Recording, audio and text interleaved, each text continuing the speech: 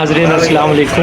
جشن آزادی کی جس طرح تقریبات جاری ہیں، نارتھ کراچی ایسوسی ایشن میں بھی ایسی ایک تقریب ہے جہاں صوبائی وزیر سید غنی صاحب موجود ہیں اور فیصل معیز خان نے انہیں مدعو کیا۔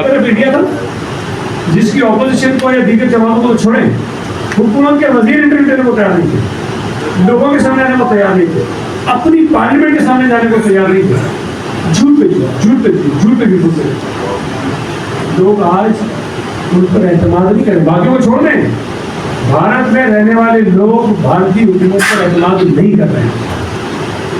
یہ فرق ہے کہ وہ ان کی قوم کتنی مایوسی کا شکار ہوئی۔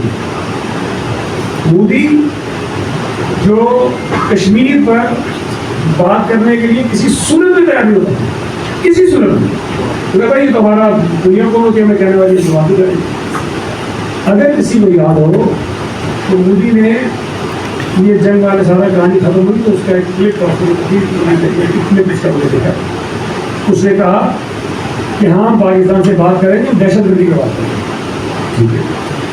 پھر اس نے کہا کہ ہاں کشمیر پہ بات کریں گے، لیکن اس کشمیر پہ کریں گے جو پاکستان کے پاس ہے۔ میں کہتا ہوں یہ بھی اگر اس نے کہہ دیا ہے، ہم تو یہ کہتے ہیں کشمیر ایک ہے، کشمیر ایک ہے جو بھارت کے پاس ہے، اس کا تو جب وہ کشمیر پہ بات کرے گا، بھلے اسی پہ بات کرے جو ہمارے سے ہے، ہمارے پاس ہے، اسی پہ بات کرے، لیکن اس نے جو بات کہی تھی وہ اس طرح سے تھی، اس نے کہا کہ ہم پاکستان سے کشمیر پہ بھی بات کریں گے، یہ کہا اس نے۔ پھر اس کا احساس ہوا کہ شاید یہ بات غلط ہو گئی، اس نے کہا اس پہ کریں گے جو پاکستان۔